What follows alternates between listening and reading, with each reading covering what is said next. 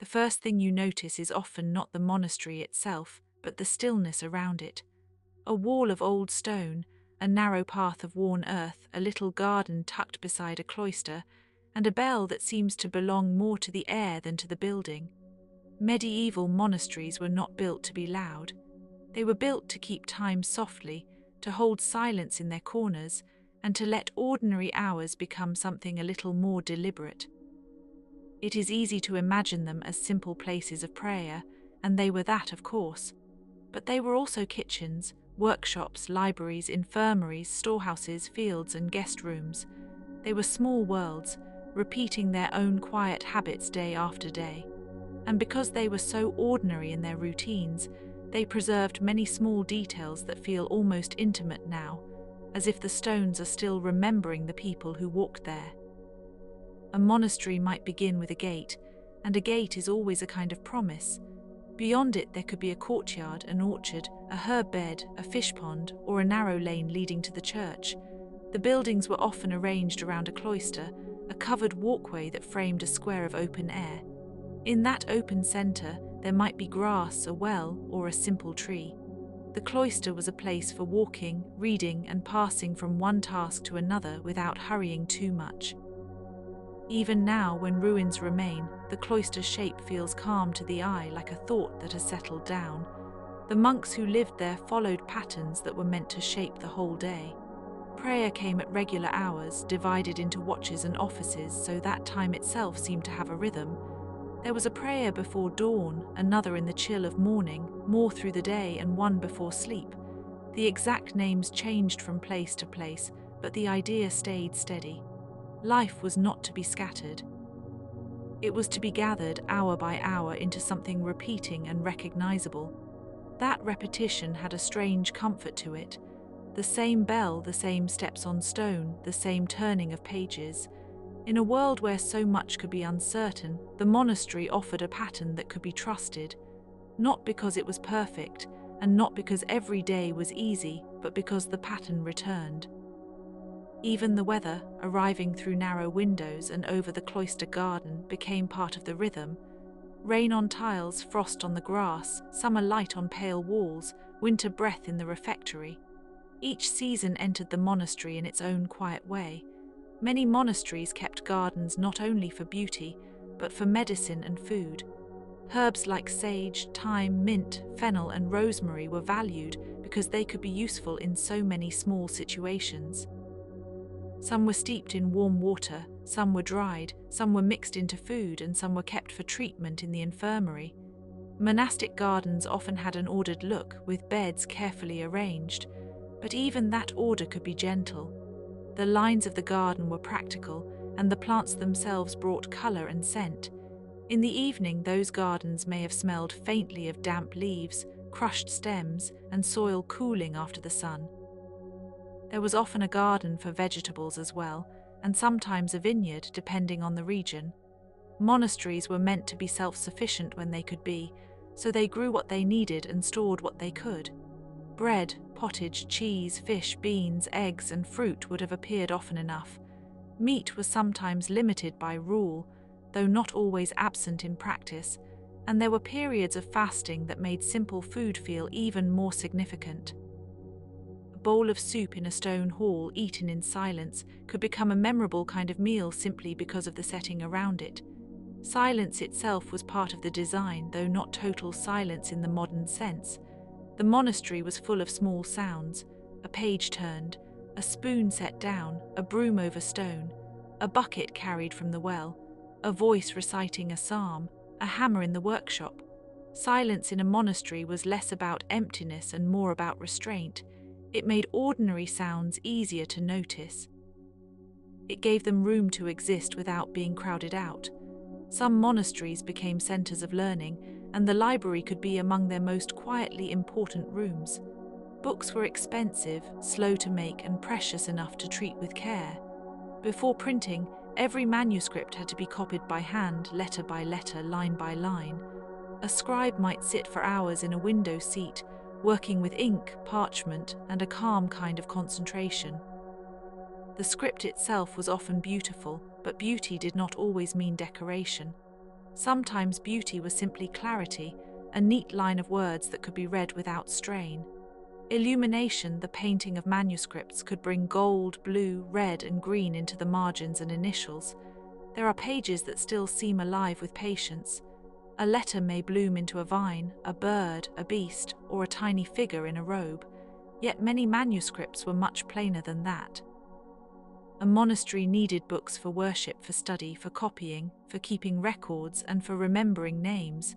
A plain book could be as valuable as a jeweled one because it carried knowledge forward in a time when knowledge travelled by hand. It is worth pausing over the fact that monasteries helped preserve so many texts that might otherwise have been lost. That role is often described in broad strokes, but the daily reality was quieter. A monk copied one passage, then another. A page was prepared. A quill was cut. An error was scraped away with care. The work could be slow, even tedious, but in that slowness a bridge was built between centuries. Someone reading by lamplight in a cold room may have felt only the immediate task, yet that task reached far beyond the room itself. Not every monk spent the day at a desk. Some worked in fields, some in kitchens, some in storerooms, some in breweries, some in guest houses, and some in hospitals or infirmaries. Monasteries needed labor in many forms. They were places of prayer, but also places of administration and practical order.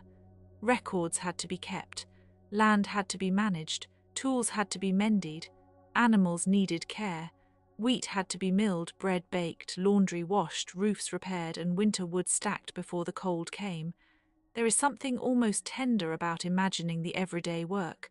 A bundle of herbs hung to dry from a beam, a loaf cooling on a shelf, a key ring heavy in one hand, a ledger open to a familiar page. These are not dramatic images, and perhaps that is why they linger. They belong to a life where usefulness and devotion were often intertwined. In a monastery, even a broom could feel like part of a larger pattern. Some monasteries were famous for hospitality.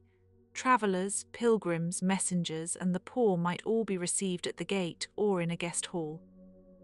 This mattered in a world where roads could be rough and distances long. A monastery could offer a bed, a meal, water, and a brief shelter from weather or uncertainty. The guest house had its own quiet dignity. It was one of the places where the monastery touched the outside world without losing its inward rhythm. The guests themselves would have carried stories. A merchant might bring news from a market town. A pilgrim might speak of relics and road conditions. A farmer might mention the rain or the harvest. A noble visitor might come with gifts or requests. In this way, monasteries were not isolated in the way their walls might suggest. They were secluded but never entirely closed. They listened to the world from behind stone like a shore listening to waves. And yet the monastery was often imagined as a place apart. The cloister encouraged that feeling. To walk there was to move under arches that softened the light. On a wet day, the stone may have shone darkly. On a bright day, the shadows may have fallen in tidy bands. The same path was walked many times by many feet, until the stone itself seemed to remember the shape of the movement.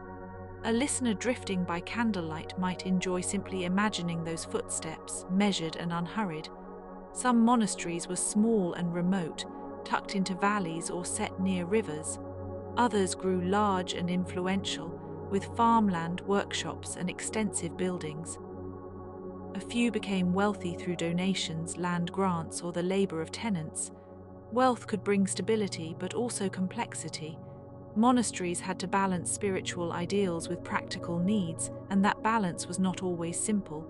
Still, even in a prosperous house, the daily schedule might remain plain.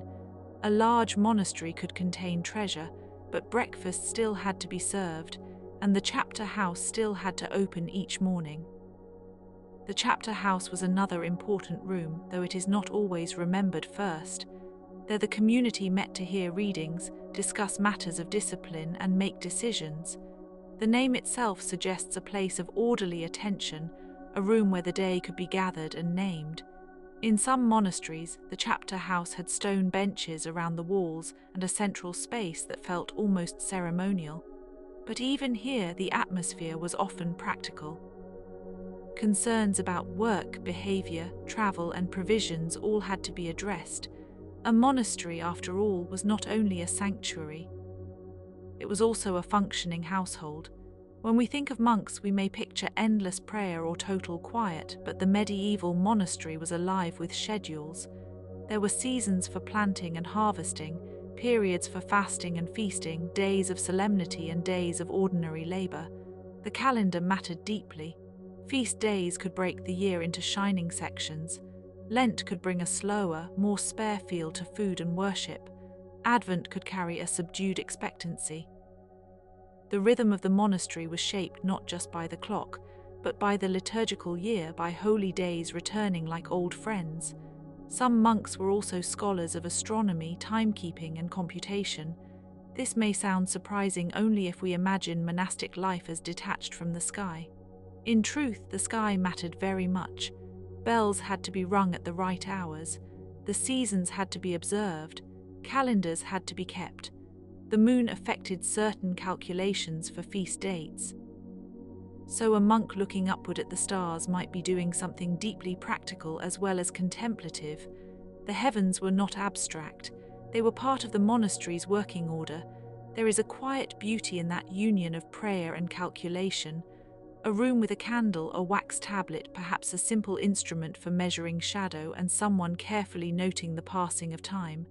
The mind was trained to pay attention to the date, to the weather, to the shape of a letter, to the sound of a bell, to the weight of a loaf, to the moment when light slipped across the floor. Attention in such a place became a form of devotion. Not all monasteries followed the same rule. Different orders had different habits, emphases, and degrees of severity. Some were known for austerity, others for scholarship, some for care of the sick, some for farming, some for preaching, some for missionary work, some for craft. The variety is part of the quiet mystery of monastic history. From the outside, the buildings may look similar in ruins, but the lives inside them could differ in temperament and purpose. One house might be strict and sparse. Another might be busy, outward-looking, and richly endowed. Another might be small, humble, and almost hidden in the landscape. The buildings themselves changed over time. A monastery might begin with simple structures and later grow into a more complex arrangement. Wooden halls could be replaced by stone. Dormitories, kitchens, cloisters, chapter houses, churches, libraries, cellars, and storage buildings might be added in different generations. If a monastery survived long enough, its architecture could become a record of centuries of need and revision. No single plan dominated forever. The place adapted as living places do. And there were repairs, always repairs. Roofs leaked, walls cracked, windows needed lead or glass or both. Storms, fire, and damp all made their own claims. Some monasteries were rebuilt after damage. Some were altered when tastes changed. Some were expanded when more brethren arrived. Some were simplified when fewer remained. The ruins we see today often preserve only a fragment of that long, practical process. A standing arch may be all that remains of a once busy walkway. A low foundation may trace a vanished dormitory. A broken floor may hint at a kitchen, a library, or a chapel long since quieted by time. Ruins invite the imagination, but it is comforting to remember that these places were once ordinary in many ways. A monastery was not just a shell of symbolism. It had smoke from the hearth, cold water in pitchers, straw in mattresses, dust on shelves, and the smell of wet wool after rain. It had arguments, small obediences, fatigue and patience. It had illness as well. Monastic infirmaries cared for the sick, sometimes the monks themselves, sometimes local people depending on the house and the region. Herbs, rest and prayer would have been part of that care, though the limits of medieval medicine were real. Still, the presence of an infirmary shows another side of monastic life, one shaped by service. The monk who tended the sick may have known the texture of bandages, the weight of a basin, the smell of vinegar or herbal preparations, the sound of a fevered breath in the next bed. Such details are humble, but they help the past feel nearer. Monasteries were not suspended above human weakness, they lived inside it. Their quiet was not perfect stillness, but a frame around ordinary fragility. Even the sounds of craft work belong here. Some monasteries had smithies, mills, and barns. A hammer on iron would ring differently from a bell, but both belonged to the same enclosed world. Leather might be cut for bindings, wax melted for seals or candles, wool spun and woven, timber shaped by hand. The monastery was a place where making was often slow enough to notice. A thing was not merely produced, it was tended into being. There is also the matter of light, which changes everything in old buildings. In the morning, a narrow window could cast a bright blade across the floor. At noon, the cloister might feel open and pale. At dusk, the walls could gather colour from the sinking sun. In the chapel, candles would flicker against stone and wood, making gold from plain surfaces. Medieval monasteries were built for such light. Their windows, arches, and corridors gave the sun a place to enter gradually, as if arriving by permission. It may seem strange to speak so much about ordinary things when the subject sounds grand, but that is part of the charm. Monasteries were grand in purpose, perhaps, yet deeply ordinary in daily life. A pair of shoes set beside a door, a jug on a shelf, a cloak drying near a hearth, a finger tracing a line in a manuscript. A monk pausing in a garden to listen to birds. These small motions are what fill the larger structure with meaning. Birds, in fact, are among the quiet companions of monastery ruins. Swallows, sparrows, owls, rooks, and pigeons often claimed old stone before humans did again. In the medieval period, birds in a cloister garden would have been familiar presences. Their movement through the air gave another kind of clock, less strict than the bell but just as regular. Dawn birds, noon birds, evening birds. The monastery did not stand outside nature. It made a disciplined shape within it. Water, too, mattered more than we often remember. A monastery needed a source, whether well, stream, spring, cistern, or channel. Water for drinking, washing, brewing, cooking, cleaning, and gardens. Some monasteries were designed with careful water management, channels running where needed, drains carrying away waste, and fish ponds for food. The quiet engineering behind all this is easy to overlook, yet it shaped daily life profoundly. A monastery was partly a spiritual landscape and partly a managed one. The stones held both prayer and plumbing, if we may say it simply. The monk's clothing is another small detail that can settle the mind. Habits were often plain, practical, and unadorned, though styles varied by order and region. Wool would have been common in colder climates. The garment itself signalled belonging, but it also kept a body warm in a draughty building.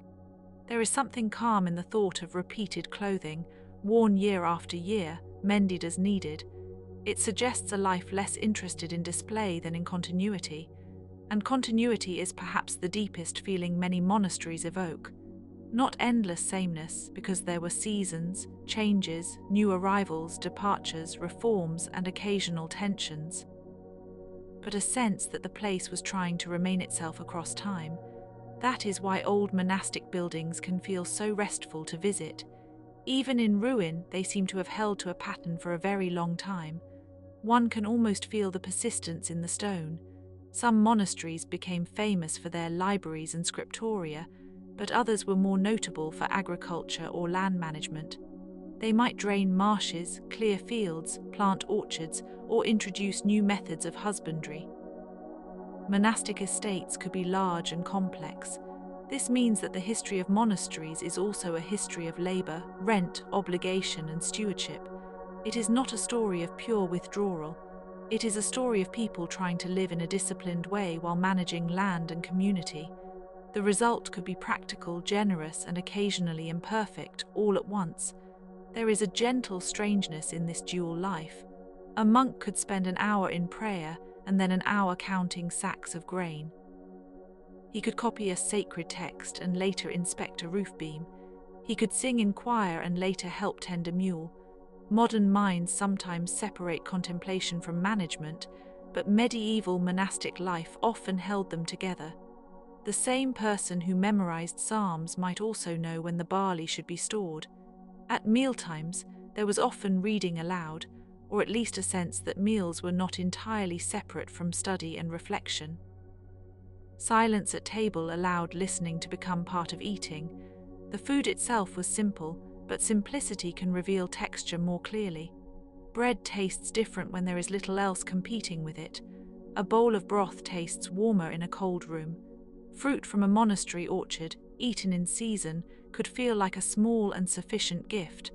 One can imagine the orchard in late summer, bees moving among blossoms earlier in the year, then apples or pears hanging heavy later on. Monasteries often became places where fruit trees were cared for with practical patience. Trees live by a different clock than people. They ask for time, pruning, and regular attention. That made them suitable companions to monastic life, which also valued patience and repetition. In some places, the monastery cemetery sat close by, reminding the living of the dead.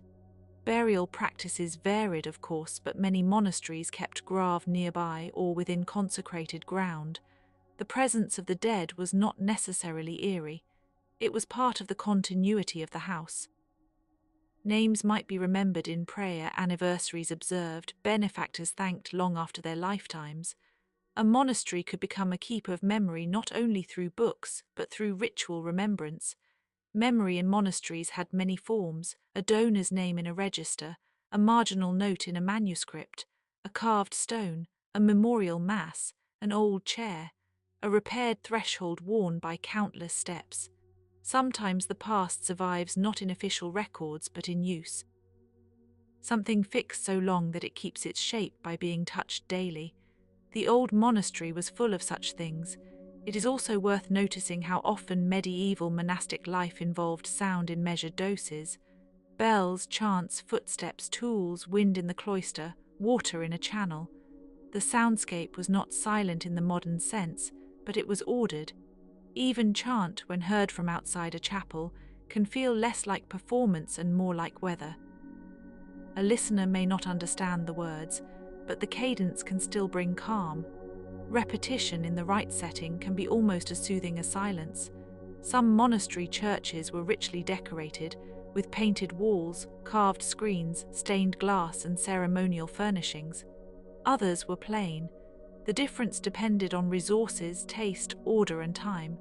Yet even a modest church could hold a profound atmosphere simply by being enclosed and regular in shape. A row of candles, a bare altar, and a high vault could feel enough. There was often a deliberate effort to create a space set apart from ordinary use, a place where attention became slower and more focused. For those who lived there, the church was not a museum room or a historical artifact. It was the center of a daily cycle. The same doorway, the same steps, the same cold flagstones in winter, the same warm smell of wax in the evening. Over months and years, such spaces gathered emotional weight. A person's life could become attached to a room in a way that is difficult to describe now, except by saying that repeated presence makes places feel inhabited in the deepest sense. Monastic rules also addressed small habits, because small habits become character over time. How to speak, how to sit, how to eat, how to walk, how to handle tools, how to receive visitors, how to behave in the dormitory, how to care for one another. A monastery was in part a school of attention to ordinary conduct. This may sound rigid, but it also created a shared language of living. Everyone knew what kind of place it was, and what kind of pace it asked for. Of course, no medieval institution was free from human difficulty. Monasteries could experience discipline problems, disagreements, privilege, fatigue, and reform. Some houses declined in later centuries as political conditions changed or as religious life shifted. Some were dissolved or repurposed. Some were abandoned. Some were torn down and used as quarries for other buildings. The stones that once framed a cloister might later appear in a farm wall or parish church, carrying their old shape into a new setting. This reuse of stone is itself a kind of quiet afterlife. A block carved for a monastery may endure in a village building, its original purpose forgotten but not entirely erased. The past then becomes less like a vanished kingdom and more like a set of materials still in circulation. Medieval monasteries did not disappear all at once. Often they were absorbed, broken apart, adapted, and remembered in fragments. The fragments are enough to stir the imagination. A chapter house doorway, a sink stone in the refectory, a patch of floor tiles, a fragment of painted plaster, a row of carved capitals with leaves worn soft by time. Each one suggests a larger whole. And because the whole is gone, the fragment becomes especially eloquent. It speaks quietly but insistently of hands, routines, weather, and hours. If you were to stand in such a ruin on a still evening, you might hear only birds and wind, yet the mind would begin to supply other sounds. A bell from long ago, a page turned, water poured into a basin, the low murmur of a psalm. That is not a trick exactly. It is the way places with deep histories continue to hold human expectation. They invite us to imagine the people who once belonged there. Among those people were not only monks but lay workers, servants, tenants, craftsmen, visitors, and neighbours. The monastery was never only the men or women who had taken vows. It existed in relationship to a larger landscape. Fields fed it, roads connected it, towns supplied it, and local people interacted with it in many ways. Some saw it as a source of charity or learning, some as a landlord, some as a spiritual refuge, some perhaps as a source of work. The monastery's place in the medieval world was therefore both inward and outward, enclosed and connected. That duality may be the most enduring quiet fact of all. Monasteries were places built for separation, but not isolation. They stepped back from ordinary life in order to shape it differently. They kept hours, copied books, fed travelers, cultivated plants, cared for the sick, and maintained land. They were disciplined communities, but also practical ones. Their calm came not from emptiness, but from ordered fullness. A long corridor in such a place might have seen countless small scenes: a novice carrying a book, an older monk pausing by the window, a servant passing with water, a candle being lit at evening. In memory, the corridor becomes almost infinite, though in reality it may have been narrow and short. The mind enlarges quiet places. Some monasteries were built beside rivers, and water gave them both beauty and utility. Reflection on the surface, mist in the morning, fish in ponds, mills turning nearby. The river could mark time by changing with the seasons. In flood it might threaten, in drought it might recede. To live beside a river was to accept movement with instability, which is another monastic theme. The world changes, but the pattern remains, adjusted to fit the conditions. And if the monastery stood on a hill, then the view itself would have formed part of daily life. Valleys below, fields in rectangles, roads like threads, weather moving across distance. Height offered perspective, and perspective can feel restful. Yet many monasteries were not dramatic in placement. They were simply set where resources, patronage, and purpose allowed. Their humility could be geographic as well as spiritual. The bells deserve one more thought, because bells were among the most characteristic sounds of medieval monastic life. They marked prayer times, gathered the community, and announced the structure of the day. A bell does not need many notes to be understood. It rings and the body responds. People orient themselves to it. That is part of its power. In a monastery, the bell was a tool of order, but also a companion to the hours. There may have been bells small enough to be carried and bells large enough to sound across fields. Some were simple and practical, others carefully made. The metal itself holds a certain dignity, especially when weathered. A bell tower seen at dusk can feel like a quiet witness. Even in ruins, the idea of the bell remains strong. Medieval monasteries also remind us that knowledge was once local, patient, and embodied. A recipe was remembered because it was used. A chant was learned because it was repeated. A planting method was passed on by doing. A text was preserved because someone sat down and copied it.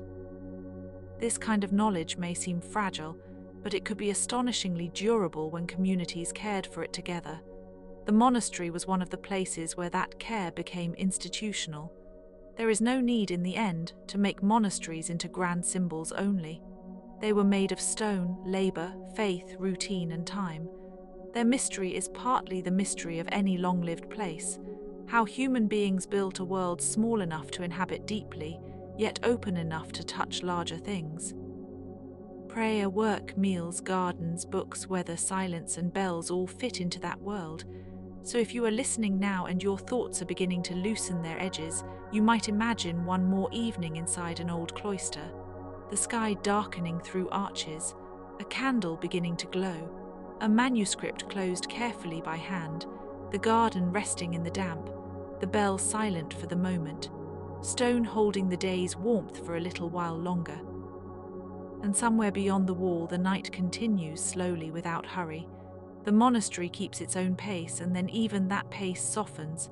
The footsteps fade, the pages rest, the herbs remain in the dark, the archways wait. The whole place becomes very still, not empty but gently complete. A monastery in winter has a particular kind of quiet. The courtyard seems smaller then because the cold draws attention inward. Breath is visible. Water freezes at the edges. The stones feel as if they have been holding the season for a long time. In the dormitory, blankets and wool and rough wood become more important than ornament. Winter monasteries invite a slower imagination, one that notices the value of heat, shelter, and routine. A fire in a hearth is not a luxury in such a world. It is a center.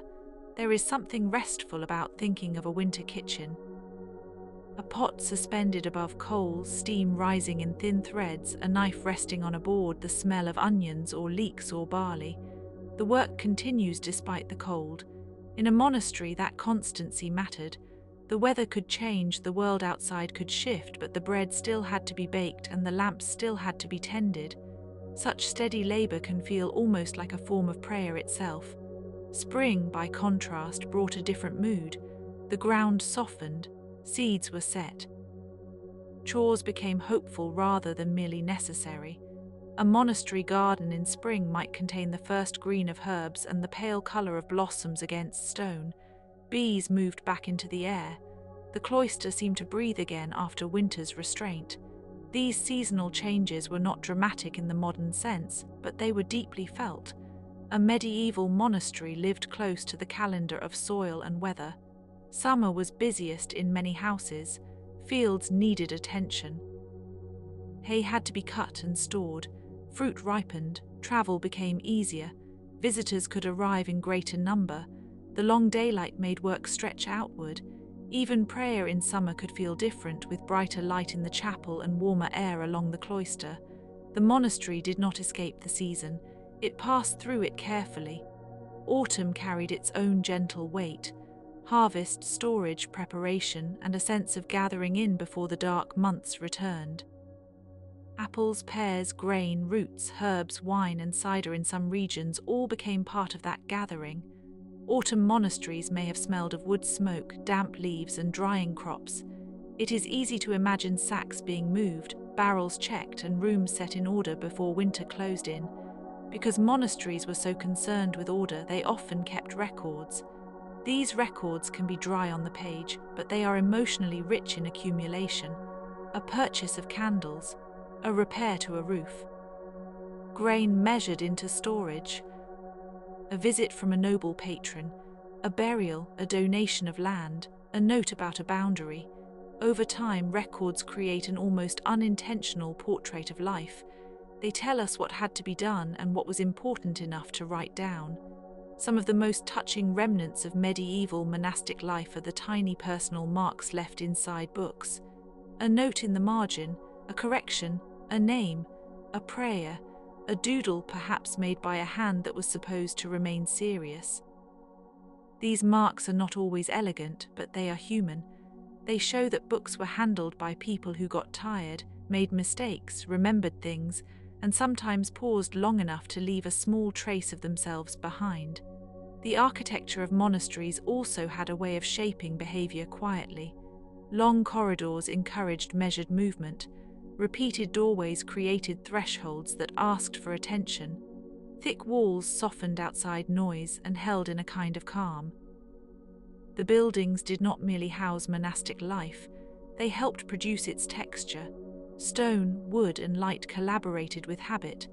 Some monasteries had cloister gardens with symbolic designs, while others were simply practical green spaces. Either way, the garden offered a place to turn without leaving the enclosure. It allowed the eye to rest. It offered living colour among hard edges. A monk walking there could read, think, or simply breathe. The garden was one of the monastery's quiet gifts, and perhaps one of the reasons so many ruins still feel peaceful even now. There were also tiny acts of maintenance that held great importance: sweeping dust from a chapel floor, repairing a book clasp, sharpening a knife, folding a cloth, collecting fallen fruit, emptying a lamp. These tasks are almost invisible in grand accounts, yet they sustain the whole place. If we listen closely to monastic history, we begin to hear them. The past becomes less like a set of famous events and more like a long sequence of careful gestures. That too is a kind of mystery. Not a mystery that demands solving, but one that invites rest. How did so many people keep such places going for so many generations? The answer is simple and complex at once. They did it together, through repetition, obligation, belief, and practical need. They did it because buildings require attention, and communities survive by tending shared things. There is nothing flashy in that answer, but there is plenty of meaning. A medieval monastery at night may have felt especially complete. The last light in the chapel, the last step along the corridor, the last murmur before silence returned. Outside, the countryside would continue under stars. Inside, the doors would be closed, the candles lowered, and the rhythm would soften until morning. Night did not erase the monastery. It gave it another kind of stillness. If one lingers over the idea of monastic night, one can almost see the passage of hours as a slow arch over the building. First a last reading, then bed, then the watchful quiet of walls and rafters, then the early call before dawn. The monks did not live outside time. They lived deeply inside it, marking it carefully, almost lovingly, as though time itself were something to be honoured. There is a lesson in that, though it need not be pressed too hard. Sometimes life feels most steady when it is divided into small, faithful parts. A meal, a task, a pause, a bell, a page, a walk, a prayer, a window of light. Medieval monasteries arranged such parts into a whole. The result was not freedom from difficulty, but a pattern sturdy enough to hold it. And so the old stones remain in ruins or in preserved houses, or perhaps in the memory of a museum or a village name. They do not speak loudly. They do not need to. A monastery teaches us that the quietest places can carry the longest echoes. A cloister can hold 1,000 footsteps. A book can outlast a century. A garden can return each spring. A bell can vanish and still be remembered. As the night grows deeper, it is enough to picture one last courtyard, one last wall, one last lamp. The air is cool. The stone is still. Somewhere a herb garden sleeps under dark branches. Somewhere a manuscript rests closed on a shelf. Somewhere a path worn by many feet waits for morning light. And if you are ready to drift, you do not need to keep the monastery in focus. It can remain simply as a shape in the dark, calm and distant, full of patient hours. The bell is quiet now. The cloister is quiet now. The old rooms settle into the night, and the night gently settles them. Beyond the cloister walls, medieval life carried on in ways the monks could hear only faintly. A cart on a road. A dog barking in a village. A storm moving across fields. A traveller asking directions. A market bell from a distant town. Monasteries were enclosed but not sealed away from the world. They existed in relation to it, as if holding a careful boundary rather than building a wall against all things. That boundary was one of their defining features. Many monasteries stood near settlements yet apart from them, close enough to be useful and far enough to keep a rhythm of their own. This balance made them feel like threshold places, not entirely inside society, not entirely outside it. They belonged to both the local landscape and a spiritual order that reached beyond local concerns. In some regions, monasteries became important centers for pilgrimage. Shrines, relics, saints, tombs, and famous holy figures could draw travelers from afar. Pilgrims brought movement, trade, prayer, and stories. A monastery that served pilgrims had to be prepared for all kinds of weather and all kinds of people. Guests arrived tired, hopeful, curious, or uncertain. Hospitality then became not simply a courtesy, but a ritual of welcome. The relics themselves were often housed with care, sometimes in ornate containers, sometimes in more modest settings. Whether one views relic culture with devotion, skepticism, or historical curiosity, it remains a striking feature of the medieval monastic world. People wanted connection to the sacred made tangible. A bone, a cloth, a vessel, a saintly association. These objects gathered meaning not only through belief but through repeated attention and ceremony. Yet even when monasteries were associated with magnificent shrines or great wealth, the texture of daily life remained grounded. Someone had to open the doors each morning. Someone had to set the table. Someone had to sweep the chapel. Someone had to check the stores. Great churches could stand above these tasks, but they did not replace them. The sacred and the practical lived side by side. This is especially clear in the monastic infirmary, where care was organized through available knowledge, prayer, rest, and routine. A sick room in a medieval monastery was not modern medicine, but it was often structured with attention and compassion. Beds needed linens, herbal preparations needed tending, quiet needed to be preserved. Even a dim room with a small fire and a basin of water could become a place of comfort. And comfort in a monastery may have been understood differently from modern comfort. It did not require softness everywhere or constant entertainment. It could mean a stable chair, a clean cup, a dependable schedule, a familiar voice, or a warm corner near the hearth. These are modest things, but they can steady a life. Medieval monasteries were often built around that kind of steadiness. The copyist's desk offers another image to linger with. The narrow space, the scraped parchment, the inkhorn, the penknife, the candle. Outside the window, perhaps a grey morning. Inside, a page slowly taking shape. Copying text was not always glamorous, but it demanded discipline. It also created intimacy with the words. A person who copies by hand must spend time with each line. The book becomes familiar in a way that is almost bodily. Some scribes left tiny mistakes that later readers can still see. Sometimes letters are uneven. Sometimes a margin note offers a correction or a mild joke. Sometimes a whole passage reveals a change of hand. These traces remind us that manuscript culture was handmade culture. Nothing was automatic. Nothing was rushed. The pace itself may be one reason so many manuscripts survived, carefully made and carefully held. Monasteries also influenced the sounds and smells of broader medieval life. Breweries, bakeries, and kitchens could serve local communities. Beer or ale, bread, cheese, and preserved goods were all part of monastic economies in many places. The aromas of baking and boiling would have drifted through courtyards and out toward the road.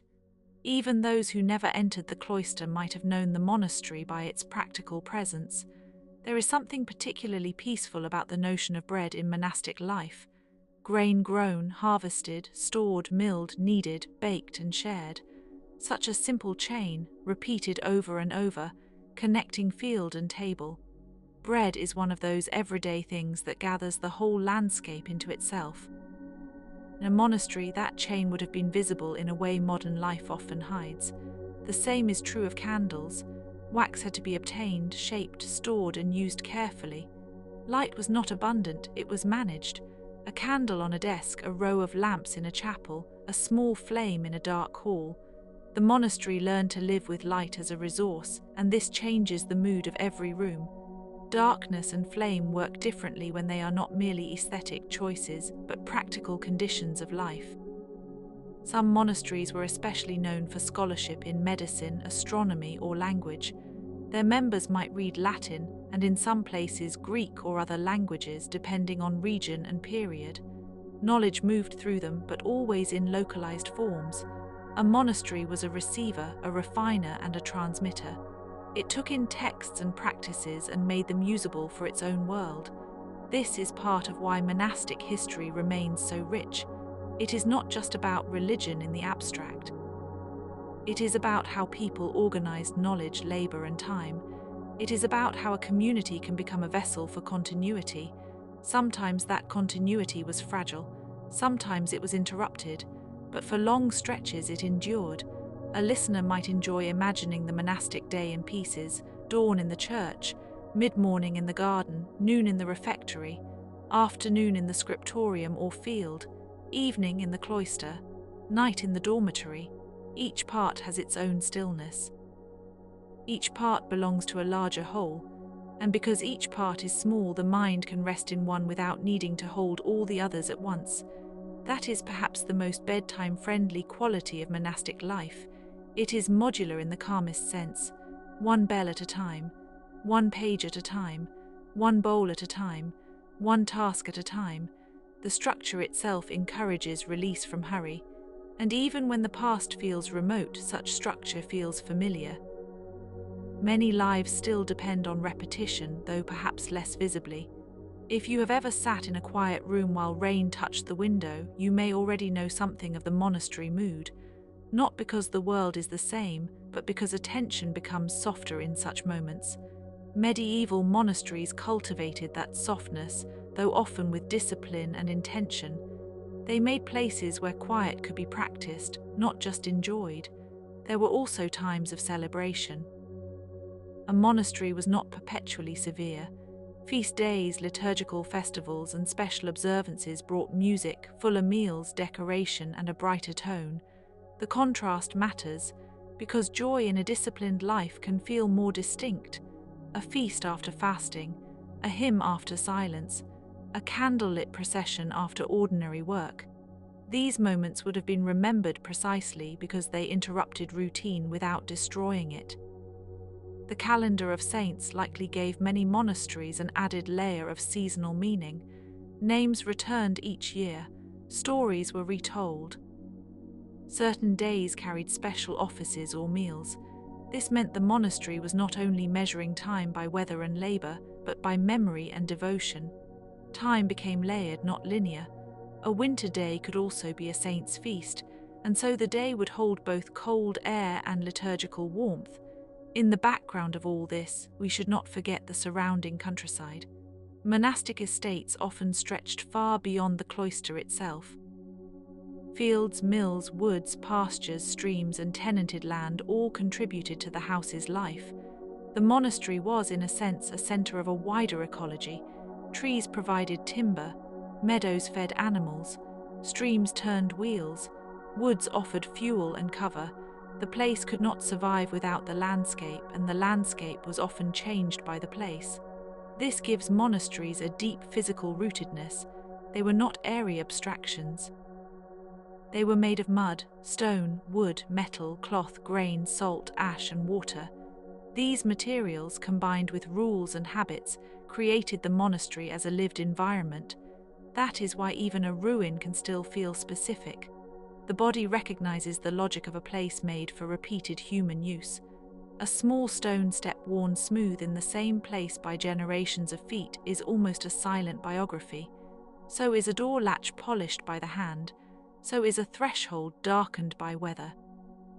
Monastic life, when understood through such details, becomes less remote. It becomes a history of contact, of touch, of practical devotion. Some monasteries had strong scriptorial traditions that produced not only sacred texts, but chronicles, annals, and records of local events. These writings helped preserve dates, rulers, famines, storms, and notable changes.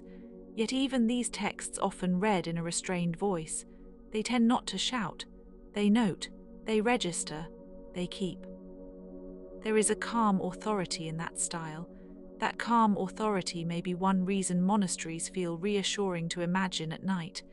They suggest a world in which things are observed carefully and ordered gently, even if not perfectly. The old stones do not solve anything. They merely remain, but remaining is sometimes enough. A monastery choir at dusk might have sounded like a low tide of voices moving through a vaulted room. The chant would rise and settle, and the stone would return the sound in softened form. There is a peacefulness in reverberation. It makes a human voice seem larger without making it loud. The building itself joins the singing, if only by holding it. And then the chant ends and the room becomes still again. That pattern of sound and pause appears throughout monastic life, and perhaps throughout the best forms of quiet listening. Sound is meaningful because it is limited by silence. Work is meaningful because it is bounded by rest. Light is meaningful because darkness receives it. In the end, medieval monasteries are full of small facts that behave like pebbles in the hand: a herb bed near the wall, a cold cloister in spring, a copied page with a repaired tear, a meal eaten in silence, a guest welcomed from the road, a bell rung before dawn, a roof patched after rain, a manuscript dried by the fire, a garden path watered by mist. None of these details is huge by itself. Together they make a world, and perhaps that is enough for now. A world of patient hours, quiet labour, and old stone holding the last warmth of day. If the mind is growing sleepy, it can set down the larger questions and keep only the atmosphere. Cloister arches, candle smoke, a closed book, the sound of water somewhere nearby, the soft weight of the evening. The monastery remains, not demanding, not urgent, simply present in memory, then softer still. The bell no longer rings, the garden no longer stirs, the corridor fades into shadow. The old house keeps its silence, and the silence is kind. There are monasteries whose names are still known, and monasteries whose names survive only in place names, field edges, or a line in an old record. Some were large and influential, some modest and nearly hidden, and some are now reduced to fragments that blend back into the countryside. Yet even the smallest trace can carry a surprising amount of atmosphere. A fallen wall under ivy, a carved stone reused in a later building, a patch of uneven ground where a chapter house once stood. These traces do not insist on attention, they wait for it. Waiting is a monastic quality in its own way. The rhythm of the house taught patience with tasks, with seasons, with prayer, with weather, and with the slow work of copying, tending, and repairing. In modern life, where so much moves quickly, the monastic imagination can feel like a cool room. Not because it solves hurry, but because it offers a different relation to time, one that unfolds by intervals, not by pressure. A medieval monastery could also be a place of soundless labor. Consider the quiet of kneading dough early in the morning, or folding linen, or sorting beans, or mending a robe. These actions do not announce themselves. They are almost invisible, yet they sustain a community in the most literal sense. To care for a monastery was to care for its hidden continuity. There is even quiet in the tools themselves. A wooden spoon darkened by age, a knife with a worn handle, a mortar and pestle, a spindle, a bucket, a pair of shears, a simple metal key. Such objects feel familiar across centuries because they belong to the scale of the hand. The monastery, despite its stone grandeur, depended on the smallness of human gestures. One can imagine the chapter house in the early morning, cool air pooled near the floor, benches along the wall, and a leader reading aloud while others listen.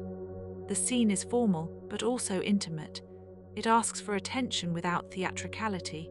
Some places in history seem to have been built precisely to support this kind of listening. The monastery is one of them. Later, perhaps the same building would hear the scrape of benches at mealtime or the soft movement of feet returning to work. The day would not be divided by excitement but by transitions. The monastery knew how to move from one state to another without fanfare. That may be why it feels so restful in memory. There are no sharp edges, only thresholds. Thresholds matter in monastic architecture. Doorways between cloister and church, between kitchen and refectory, between dormitory and garden, between public and private, between work and worship. Each threshold told the body to adjust, slow down, turn, pause, enter, leave. These little acts of orientation are easy to overlook, but they shape the feel of a life. Some monasteries were built from local stone that matched the landscape so closely they seemed to grow from the ground. Others had brick, timber, or mixed materials. Climate and region determined much of the building style. In wet places, drainage mattered. In colder places, thick walls and small windows helped keep heat. In sunnier regions, courtyards and open arcs might feel more natural. The monastery was never a single universal image. It was adapted stone by stone to its setting, and yet when we think of monastic life, we often return to a few recurring images: cloister, bell, manuscript, garden, candle, and stone. These are almost emblematic because they condense so much. A cloister contains movement, a bell contains time, a manuscript contains memory, a garden contains growth, a candle contains light, stone contains endurance. Together they create a language of stillness. Stillness, though, should not be mistaken for inactivity. Medieval monasteries were often busy places, only quietly so. Their activity had an inward-facing rhythm. It was less like a bustling market and more like a workshop that knows its own pace. People came and went according to purpose. Tasks followed one another in orderly fashion. Even the busiest monastery could feel composed because its motion had pattern. One of the loveliest things about monastic history is the way it invites attention to the edges of things. The edge of a page, the edge of a garden bed, the edge of a corridor, the edge of a meal, the edge between day and night. Monastic life was full of edges because boundaries mattered. Within boundaries, attention could deepen. And when attention deepens, the world seems quieter and more distinct. The monastic garden is worth lingering over once more because it gathers so many themes together: utility, beauty, patience, and seasonal change. A garden might hold cabbage, onions, peas, beans, leeks, lettuce, herbs, and flowers. Flowers were not merely decorative. They could support devotion, medicine, or simply the humane feeling that a working place should also contain grace. A bed of flowers beside a wall softens stone in a way that feels almost inevitable. Perhaps there was a bee moving near the flowers, and perhaps a monk passing by noticed it for a moment before returning to his task. Such tiny meetings between human labor and the rest of nature are part of the monastic mood. The house did not attempt to dominate the landscape entirely. It arranged itself within it, and in doing so, created pockets of shelter. There were also legal and administrative matters. Monasteries often held charters, property rights, privileges, and obligations. They dealt with patrons, bishops, kings, local lords, and neighbors. This could be complicated and sometimes contentious. Yet even these disputes, recorded in documents, give us a picture of monasteries as active institutions embedded in society. They were not outside power. They were part of its structure. That may sound less soothing, but it adds depth. A peaceful place is sometimes peaceful precisely because so much work has gone into keeping it that way. Monasteries had to manage not only their internal schedules, but their relationships with the wider world. Their quiet was maintained through effort. That effort is itself a kind of hidden labor worth remembering. If we imagine a monastery after rain, the setting becomes especially still. The roof darkened, the paths glossy, the herbs heavy with moisture, and the air carrying that cool mineral smell that old stone seems to know so well. Rain gathers the edges of a place. It brings the details forward: a drip from a gutter, a puddle by a step, a wet leaf on a sill. The monastery in rain is a good place to imagine when the mind needs to slow. There may even have been times when the weather made the whole community more inward. A hard winter, a stormy autumn, a long wet spring. In those moments, the practical meaning of enclosure would have been very clear. Walls, roofs, stores, and hearths mattered. So did companionship. A community built on shared rhythm is often strongest when the outside world is least welcoming. Monastic bells could also carry practical signals beyond prayer. They might mark meals, meetings, emergencies, or special observances. Their sound stitched the day together. To hear a bell in the distance is to be reminded that some places organize time more deliberately than others. The monastery did this in a visible and audible form. It made time audible. That audibility is part of what makes monasteries such gentle subjects for bedtime reflection. Time does not vanish there. It becomes softer, more measured, less demanding. The day is not a rush but a sequence. Sequence is not a race but a rhythm, and in rhythm there is room for rest. Some monasteries also had gardens of contemplation, little paths designed for walking and thought. A person could circle a space slowly while reciting, reflecting, or simply being present. Walking and thinking are natural companions. The monastery understood this. The body in motion helped the mind settle. A measured pace over a familiar path can be deeply restful. The same is true of reading aloud in a quiet room. Medieval reading was often vocal or semi-vocal, and the sound of one's own voice could help memory and attention. The scriptorium and library were not silent in the modern sense. They were low-sound spaces filled with concentrated life. A good many human histories are written there in the humble act of repeating words until they become part of the listener. Not every monastery left behind grand ruins. Some traces are very modest. A field name, a mound, a bit of wall, a local tradition. A surviving chapel, a stone reused in a farm building. These traces can be especially moving because they ask for imagination without demanding spectacle. They remind us that history is often present in the ordinary landscape if we know where to look. And if we do not know where to look, that is fine too. The point of a sleepful story is not to solve every detail. It is to let details settle softly around the listener. A monastery can be that kind of place in the mind. A place of cool corridors and warm lamps, of patient books and practical meals, of herbs, bells, and stone. There is a simple dignity in the monastic refusal to hurry, not a rejection of work, but a refusal to let work become frantic. The monks moved through their tasks in a way that recognized each thing's place. Perhaps this is why the historical monastery remains such a calm image for many people. It suggests that life can be organized without being rushed, and that repeated forms can support quietness rather than boredom. As the hours pass in this telling, it may be enough to imagine the monastery slipping further into evening, the last light on the wall, the refectory table cleared, the library closed, the cloister silent except for a soft step or two, the bell tower dark against the sky, the garden damp and still, the whole place resting inside its own boundaries as if listening to the night. Beyond the walls, the countryside is darkening too. Fields, lanes, hedgerows, rivers and villages all moving toward their own rest. The monastery is only one small ordered shape within that larger landscape, but it has held our attention for a while, and now it can be allowed to drift farther away. No need to hold it tightly. The old stone has done its work. The pages have turned, the herbs have been gathered, the bread has cooled. The candles have thinned, the bells are quiet, and in the quiet there is nothing to prove, nothing to chase, nothing to answer quickly. Only the gentle presence of a place where many small lives once moved at a careful pace, and where the memory of that pace still lingers, soft as dust in candlelight. The cloister remains in thought, then softens, then recedes.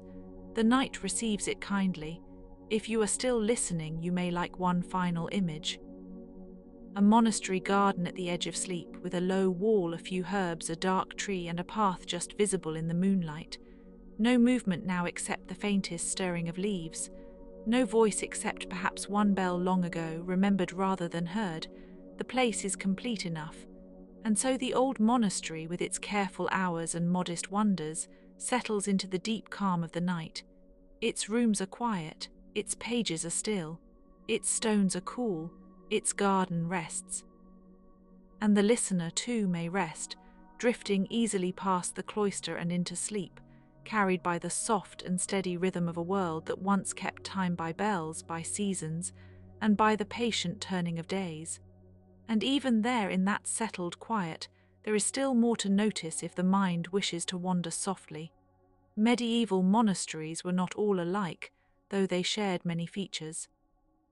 Some were small and remote, tucked into valleys or on island shores, while others grew into large and influential communities with guest houses, workshops, mills, barns, and wide estates. A monastery could be as modest as a handful of buildings beside a church, or as complex as a little town with its own rhythms and responsibilities.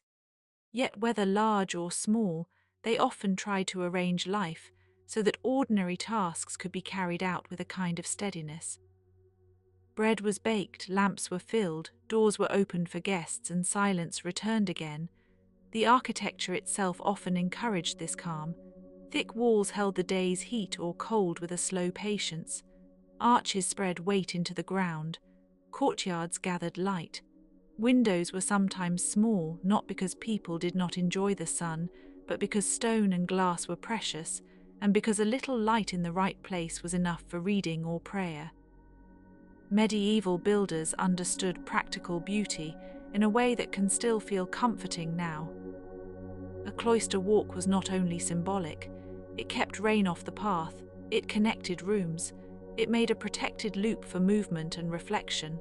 A design could be useful and contemplative at once. In some monasteries, the cloister garden itself became a small map of order.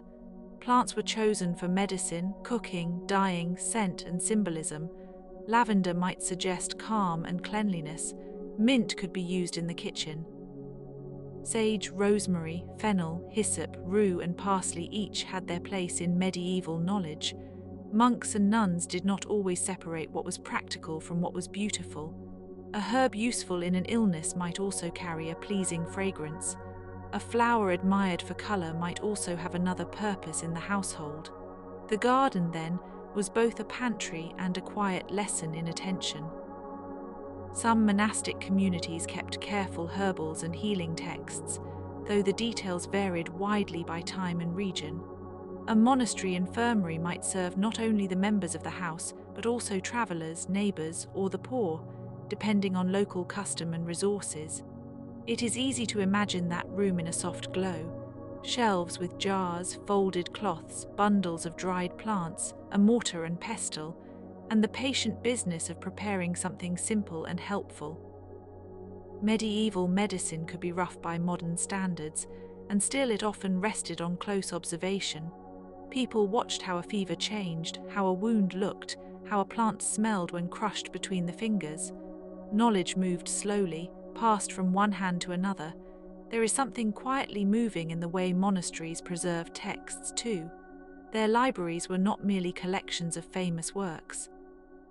They often held psalters, homilies, saints, lives, calendars, commentaries, practical guides, legal texts, and records of local concern. A page could carry a sermon, a prayer, a fragment of classical learning, or the note of a scribe marking a feast day. In some manuscripts, one finds the margins full of little additions and corrections. A hand may have returned later to smooth a line, add a word, or note a thought. The book was not a frozen object. It was part of an ongoing conversation across years and generations. And sometimes the most touching thing about a manuscript is not the famous text it preserves, but the evidence of ordinary human effort, the tiny tremor in a line, the place where the ink fades because the pen paused, the small decoration at the beginning of a chapter made by someone who had looked long at a page and wanted it to be beautiful. Many medieval scribes worked in cold rooms with numb fingers, or in summer with windows open to the sound of birds. They may have written by daylight as long as they could, then by lamp.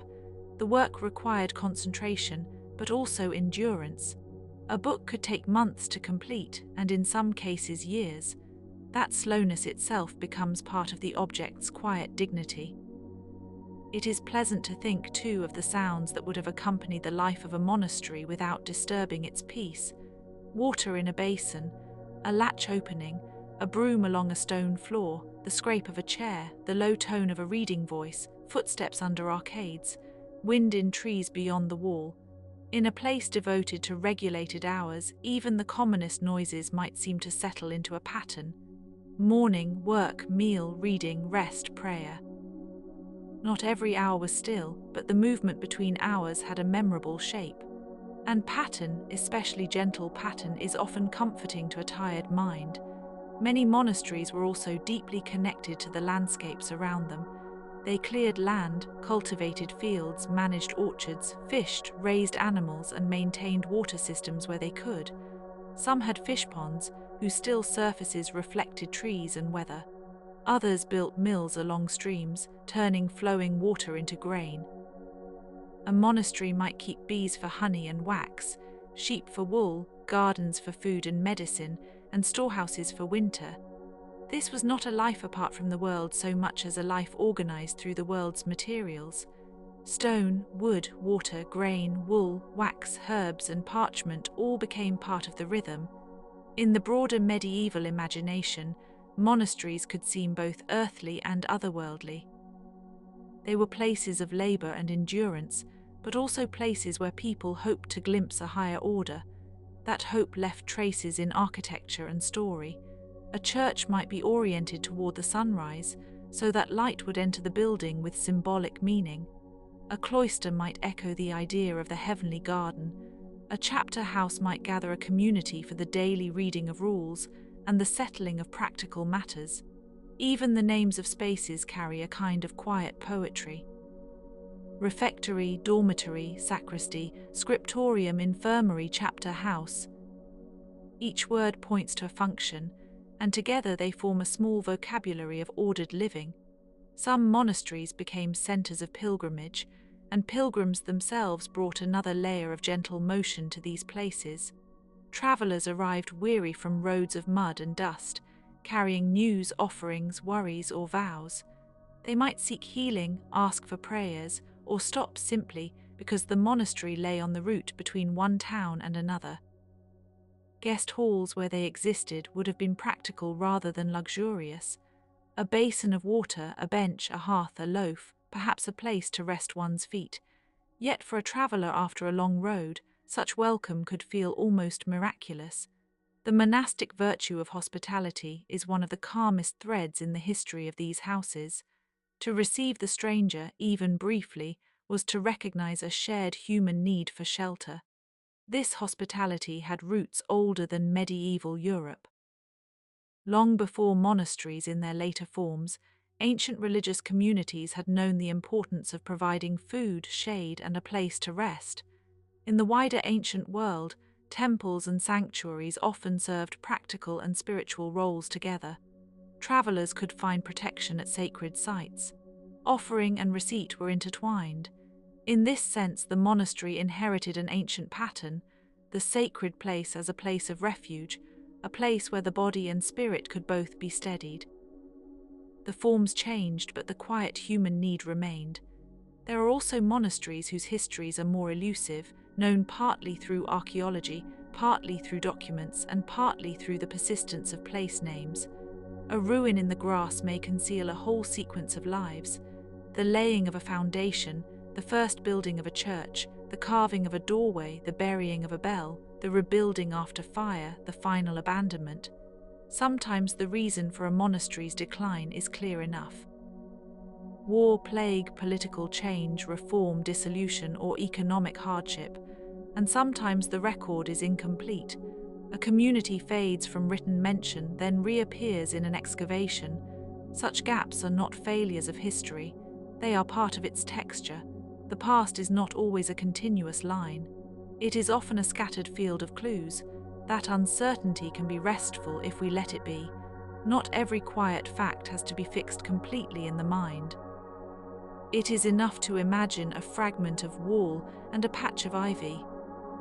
Enough to think of the sound of a chant moving through a chapel long ago. Enough to know that some people chose, for reasons spiritual and practical both, to gather their days around prayer, labor, reading, and restraint. Their world was difficult in many ways. It contained illness, cold, scarcity, and uncertainty, but it also contained forms of attentiveness that still feel recognizable now: making bread, tending lamps, sorting herbs, copying a text, repairing a wall, welcoming a guest. These are small acts, and they are not small at all. Medieval monasteries were not isolated from history's larger storms. They lived through kings, reforms, invasions, reform movements, land disputes, and the shifting power of bishops, abbots, patrons, and rulers. Some houses amassed wealth and influence, which in turn drew criticism. Others struggled simply to maintain enough food and repair enough roofs. Monastic life could be admired, resented, idealized, or misunderstood. Yet through all this, the image of the monastery continued to carry a certain stillness in the cultural imagination, perhaps because it offered a visible structure for invisible things, time, discipline, memory, endurance, and the hope that a life repeated with care might become meaningful in its repetition. There is an old and gentle paradox here. The monastery is remembered for silence, yet it was never empty of action. The silence was not vacancy, it was a frame for listening. Bells did not make the place noisy in the modern sense, but they stitched the day together. A bell could call the community to prayer, mark a meal, signal a task, or announce an hour. In a landscape without clocks on every wrist or screen, the bell was a shared measure. It joined many people to one rhythm. That kind of timekeeping is almost musical in its simplicity. A sound, a pause, a movement, a return. And because monasteries were often long-lived institutions, they accumulated layers of use in the same way a path becomes worn in a garden. One generation repaired what another began.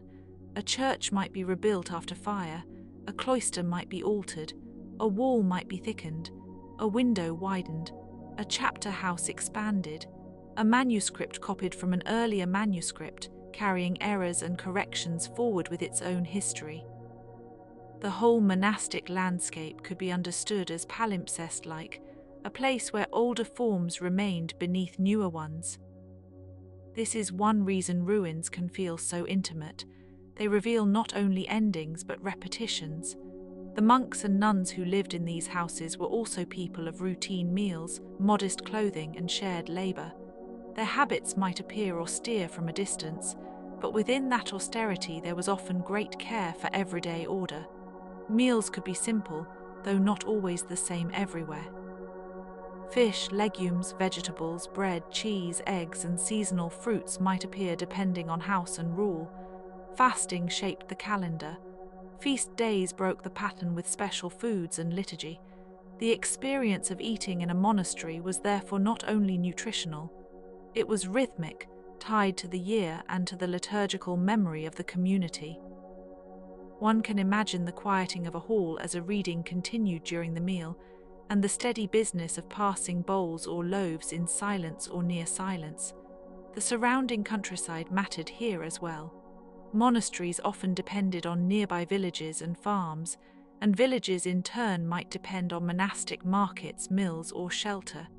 Relations could be cooperative, but they could also be tense. Land ownership, tithes, rights of pasture, water access, and labor obligations could all become subjects of dispute. Medieval history is full of such small, persistent negotiations. Behind every surviving charter or boundary marker lies some human attempt to define space and obligation. Yet even these records, with their dry legal language, can be strangely soothing in the way they reveal people trying to keep life workable. The edges of fields, the maintenance of roads, the sharing of a stream, these were the practical concerns that anchored many communities. If one listens very softly to the broader story of monasteries, there are echoes from much older sacred precincts too. Ancient Mesopotamian temple complexes, Egyptian priestly houses, Greek sanctuaries, and Roman religious sites all had their own ordered routines of offering, preservation, record-keeping, and ceremonial space. Sacred architecture has long been associated with measured movement and controlled sound. Courtyards, thresholds, altars, storerooms, and processional paths appear again and again in different cultures. Medieval monasteries did not copy these earlier places directly, but they belong to the same human desire to build spaces where the ordinary and the solemn can live side by side without conflict. A place where one can sweep a floor, care for a lamp, and remember the divine in the same hour. In some surviving monastic libraries, the smallest marks reveal the most human presence. A doodle in the margin, a note of ownership, a date, a correction in a different ink, a record of a borrowed book. These traces are not dramatic, but they are deeply reassuring. They show that books passed through hands. Knowledge was handled, not merely stored. Even a misspelling can be quietly interesting because it reminds us that written language moved through living mouths. A text might be copied by someone who had heard it many times and knew it by heart. In such cases, the page can preserve not only words but cadence. The book becomes an echo chamber of attention, And then there are the stones themselves, which can be read in their own slow way. A carved capital with vines or animals, a doorway worn smooth by many hands, a floor tile patterned with geometric shapes, a drain channel cut to carry water, a reused Roman stone built into a medieval wall. Monasteries, especially in regions with older ruins nearby, sometimes incorporated fragments from previous structures. A piece of the ancient world could thus live again in a Christian house of prayer. This was not always done with deliberate symbolism. Often it was simple practicality. But from the present distance, such reuse can feel almost like a quiet conversation across centuries. The old stone continues in the new wall, patient and uncomplaining. Some cloisters were associated with famous scholars, and some with humble local saints whose names survive mainly in calendars or place names. Medieval sanctity was often local before it became universal. A particular well, a particular hill, a particular tomb, a particular story of healing. Monasteries helped preserve these memories by keeping feast days, relics, and liturgical texts. The idea of memory itself was important in monastic life. To remember was not merely to recall facts. It was to keep a pattern alive, to let the community live within inherited time. A saint's life, a psalm, a rule, a seasonal observance, a gospel reading, each one returned again and again, making the year into a kind of circle rather than a line. That circular quality can be especially comforting at bedtime. The same dawn comes after the same night. The same prayers return. The same garden awakens. The same manuscripts are opened. The same bread is shared.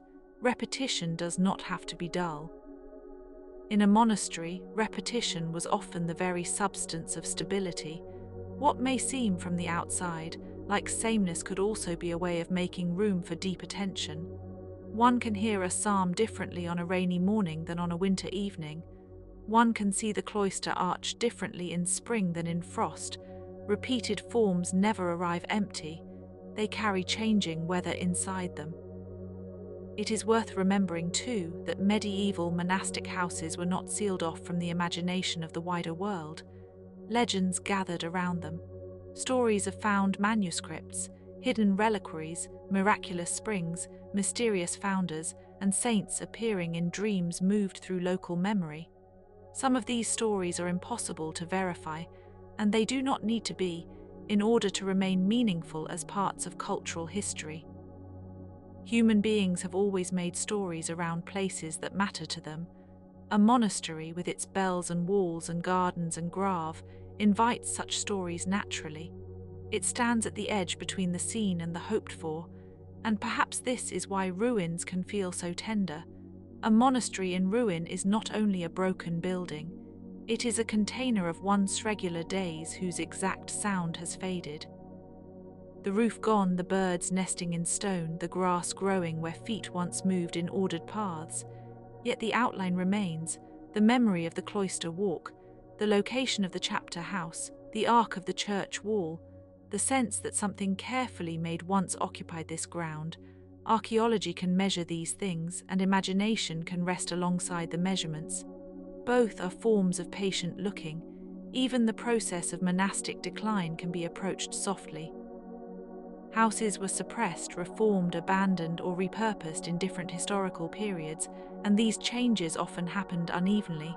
Some communities adapted, some dwindled, some buildings were turned to other uses, their stones carried away for barns, houses, roads, and boundary walls. This redistribution of stone is itself part of the history. A monastery does not always disappear, it disperses. Its material re-enters the world in small portions. A carved block in a cottage wall, a column drum in a garden, a window arch in a stable. The old place continues as a background presence in ordinary life. The same is true of its quieter influence. Monastic practices shaped education, record-keeping, agriculture, music, and the handling of time. Even after particular houses changed or vanished, their habits persisted in local custom and broader tradition. The patient copyist has descendants in the archivist and the librarian. The herb garden has descendants in the physic garden and the kitchen plot. The bell that marked the hours has descendants in clocks and schedules. History often moves by inheritance without fanfare. A way of living passes forward disguised as common sense. In the evening of this story, it may be enough to picture a monastery far from any city, with low light on the stones and cool air in the cloister. Perhaps a small fountain or basin in the centre catches the dimness. Perhaps a raven crosses above the roofline. Perhaps a single lamp burns behind a curtained window. The house is not full of excitement. It does not need to be. Its beauty is in restraint in the way each thing has its place. A place for prayer, a place for bread, a place for books. Place for work, a place for rest. Even the old walls seem to understand the value of pause. And if the mind wanders to other ages while resting here, that is fitting too.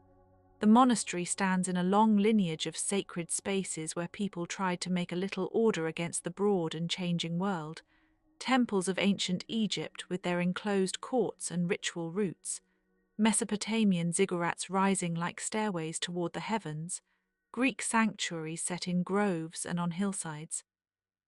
Roman basilicas and later churches built from the same human wish to gather, remember, and orient themselves toward meaning.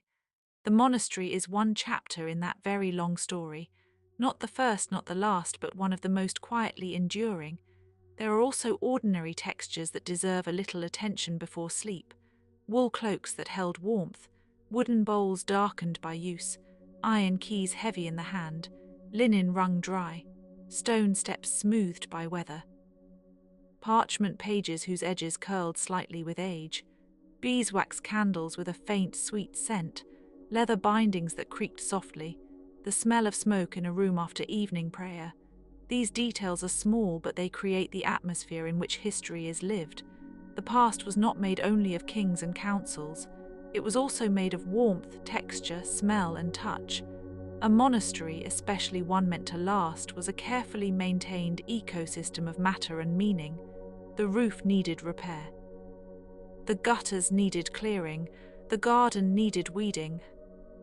The library needed protection from damp. The animals needed care. The accounts needed balancing. The liturgy needed memory. These responsibilities were repetitive, and repetition can be wearying, but it can also be soothing when accepted as part of a larger whole. There is a kind of peace in knowing what returns. Morning returns, dust returns, rain returns, harvest returns, prayer returns. So does the small human hope that some things, if tended carefully, can endure. In medieval thought, endurance itself could be a moral quality. To remain steady was admirable. To keep one's place, to fulfill an office, to honor commitments, to preserve the house and its common life. None of this meant that individuals were interchangeable or invisible. Monastic histories contain strong personalities, disputes, reforms, and moments of renewal. But beneath those changes lies a quieter continuity. The house persists beyond the mood of any one day. The rule outlives a single hand. The chant continues after one voice rests. Such continuity can be imagined almost like water flowing through a channel cut long ago. The form remains while the surface moves. And sometimes when historians study a monastic site, they find evidence of ordinary disruptions that speak gently across centuries. A burned layer, a repaired wall, a changed burial practice, a food deposit, a broken comb, a spindle whirl, a worn threshold. A grave marker with letters softened by rain. These are not grand discoveries in the dramatic sense, but they are intimate ones. They tell us that life there was not abstract. People mended, dropped, stored, forgot, replaced, and returned. The monastery was a lived-in place, and the record of living often appears in the most humble artifacts. If there is mystery in monastic history, it is often the mystery of continuity rather than disappearance. How did certain texts survive while others vanished? Why did one house prosper while another failed? What made a particular reform spread? Which songs were sung in a now lost local tradition? Which stories were told in the infirmary after dark? These questions are not meant to be solved all at once. They can remain open, like a window left slightly ajar in a warm room. Not every unknown needs an answer before sleep. And so the story can continue to soften, as stories do when they are allowed to become gentle.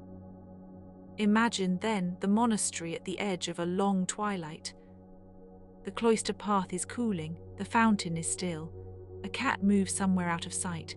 The lanterns are fewer now, the library doors are closed, the dormitory waits. The church holds the last of the day's light in its stones for a little while longer, then lets it go. Outside the wall, the world is broader and less ordered, but not hostile. It too is settling. Perhaps a watchman makes one slow turn around the grounds.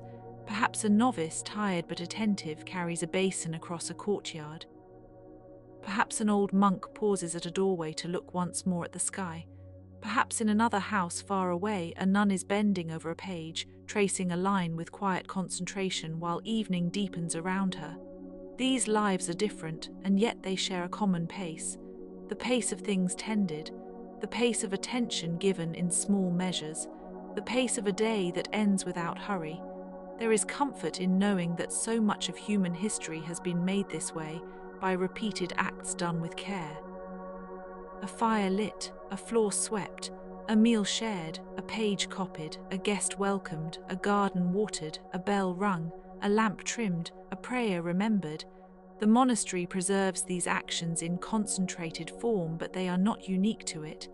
They belong to the broader human art of keeping life going. The old cloisters simply made that art visible. And now, as the narration itself begins to thin and drift, it may be pleasant to leave the monastery not with a closing statement, but with a slow fade into stillness.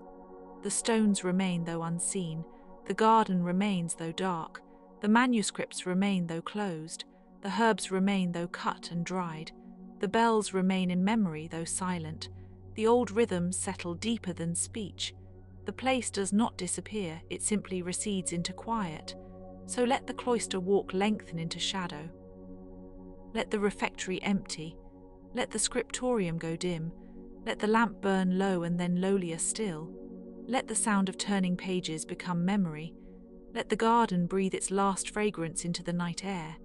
And let the listener, carried by these soft and patient details, rest without effort in the calm after history, in the gentle hush where old stone, old learning, and old prayers all become only a tender, distant presence. The monastery is still there in thought, but farther away now, as if seen from across a field at dusk. Its outline is enough, its quiet is enough, its careful hours are enough, and beyond it the night is wide, warm, and ready to hold whatever comes next, until even this story can lay itself down like a book closed softly on a table and remain at peace. The monastery is still there in thought, but farther away now, as if seen from across a field at dusk. Its outline is enough. Its quiet is enough. Its careful hours are enough. And beyond it the night is wide, warm, and ready to hold whatever comes next, until even this story can lay itself down, like a book closed softly on a table, and remain at peace. Yet before that final stillness settles completely, there is room for a few more quiet impressions, a few more pieces of the medieval world turned gently in the hand. The monastery did not exist by itself, after all. It was part of a much older human habit of making places for inward life. Long before the great Christian houses of Europe rose behind walls and cloisters, people in other lands had already understood the need for withdrawal, rhythm, and discipline. In ancient Egypt, some hermits and communities sought the desert's silence. In the forests and caves of early India, ascetics sat beneath trees or in rock shelters, searching for a wisdom that was not loud. In the hills of the ancient Mediterranean, temples and sacred groves marked places where ordinary speech grew softer. Across the world, again and again, human beings found ways to set aside a space for reflection. That broad pattern makes the medieval monastery feel less like an isolated invention and more like one branch on a very old tree. Different traditions gave it different shape, of course. Monasteries in medieval Europe were tied to Christian prayer, to manuscripts, to agriculture, to hospitality, to liturgy. But the underlying intuition was familiar and deep. If the world is full of noise and need, perhaps a smaller, ordered world can help the soul remember what matters. Perhaps repetition can become a kind of shelter. Perhaps a rule can be a form of mercy. Perhaps silence, if it is chosen and shared, can become not emptiness but a habitat. The medieval world itself was never as fixed as it can appear from a distance. Monasteries changed with empires, kings, droughts, reform movements, plagues, and local custom. Some houses became wealthy and impressive, with extensive lands, mills, fisheries, vineyards, workshops, and guest facilities. Others remained modest, almost hidden, sustained by a handful of residents and the support of nearby villagers. Some were famous for scholarship, some for healing, some for beautiful music, some for copying books so carefully that the page seems to breathe. Some were known primarily because pilgrims stopped there on the way to a shrine, or because the local lord chose to endow them as a family burial place. The word monastery can gather many different lives under one soft umbrella. There is something quietly remarkable about the fact that medieval monastic communities were both inward-looking and outward-facing. A cloister suggests retreat, and indeed the daily pattern of prayer and work encouraged inner concentration. But monasteries were also connected to roads, markets, estates, streams, harvests, law courts, and political networks. A great abbey might receive a distant noble's donation, maintain correspondence with another religious house, and supervise farm labor on lands spread over many miles. Even a small monastery needed supplies, repairs, candles, parchment, grain, salt, and wool. It had to live in the world while trying not to be consumed by it. That tension gave monastic life much of its character. One can imagine in a very ordinary season the small details of such a life. In the cold months, damp would creep into stone walls, and men and women living in cloisters would notice it in the feel of their clothes and the smell of the rooms. Fires were precious. Windows were often small. Cloister walks could be brisk and bright with wind. A winter kitchen would have its own particular comforts. Broth, bread, onions, herbs, maybe fish where rules allowed it, maybe eggs, maybe cheese, maybe a little wine or ale. The meals were not lavish by modern imagination, but they were not necessarily joyless. A well-run house understood that food could be simple and still be sustaining. The taste of warm bread after morning prayer may have felt like a small and genuine blessing. In summer, the monastery changed its mood. Carts came and went more often. Work in the garden became a steady occupation. Herbs grew thickly, and the smell of sage, mint, rue, fennel, and rosemary could gather in the heat near the infirmary or the kitchen garden. Bees might have been kept for wax and honey. Laundry could dry in the sun. The yard would ring softly with practical sounds. A bucket lowered into a well, a gate latched, a hoe striking soil, a shoe on stone. The life of the monastery was made of such sound, and these sounds were probably familiar enough to the residents that they hardly noticed them until they were absent. The monastic garden is one of the loveliest quiet facts of the medieval world. In many houses, especially later medieval ones, gardens were arranged with care not only for food and medicine, but for contemplation. They were not wildernesses. They were not decorative in the modern sense either. They were shaped spaces where useful and symbolic plants could coexist. A small enclosed garden might be a miniature of order, a place where square beds, climbing vines, and carefully tended borders reflected the broader effort of the community to cultivate both earth and mind.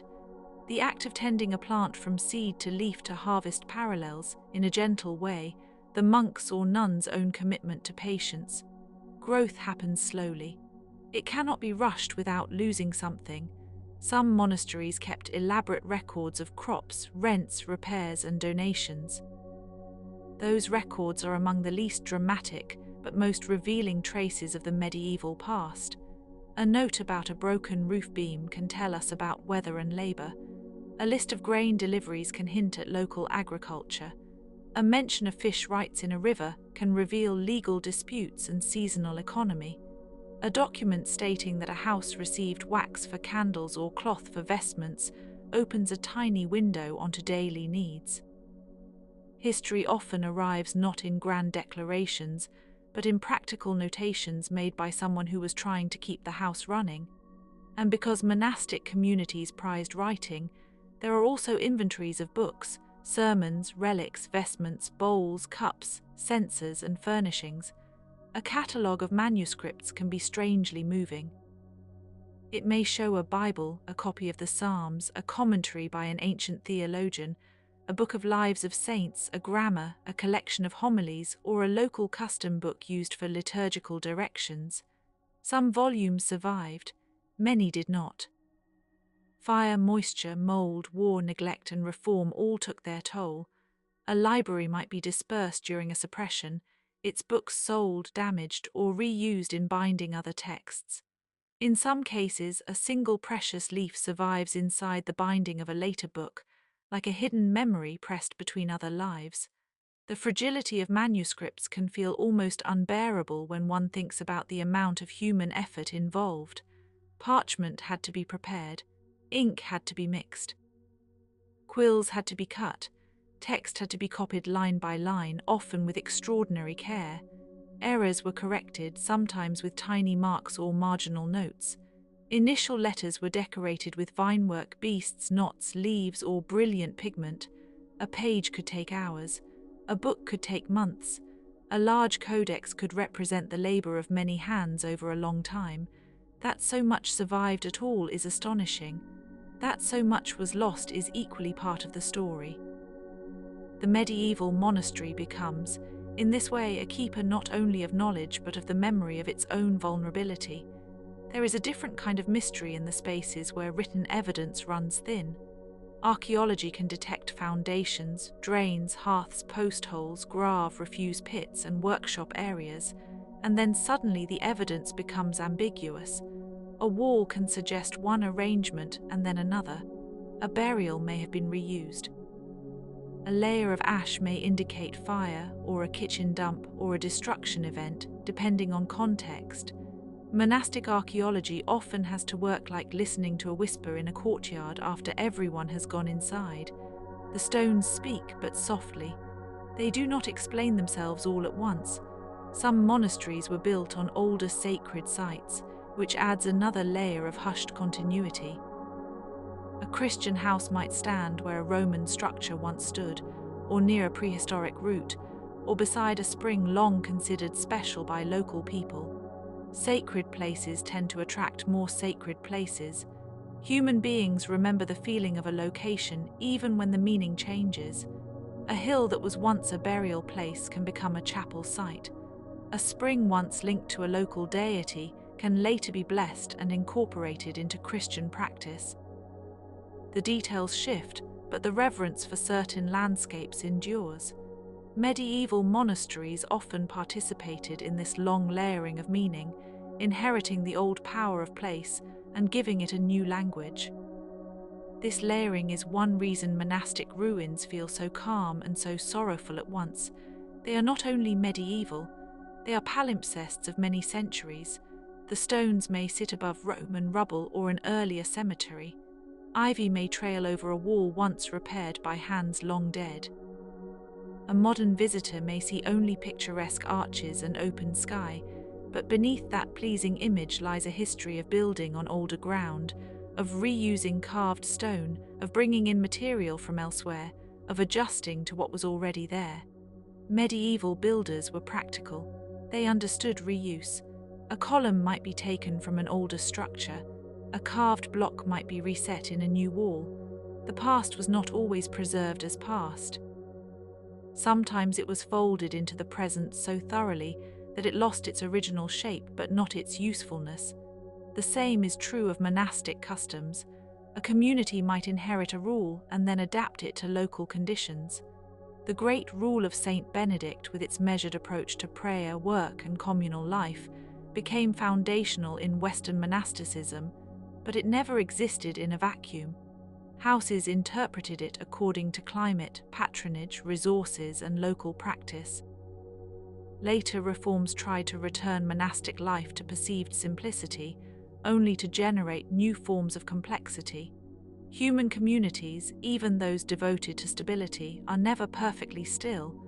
They drift, correct, and renew themselves, often in ways visible only after long hindsight. And perhaps that is why the medieval monastery holds the imagination so gently. It is a place of order, yet the order is never flawless. It is a place of separation, yet it remains entangled with the world. It is a place of silence, yet it leaves abundant traces in law, architecture, music, agriculture, medicine, and art. It is a place meant for the eternal, yet it is deeply shaped by weather, labor, and the ordinary tasks of surviving the year. In this way, it resembles many human institutions, aspiring upward while anchored in the practical. A small monastic infirmary, for instance, might tell us as much about medieval medicine as a grand physician's treatise.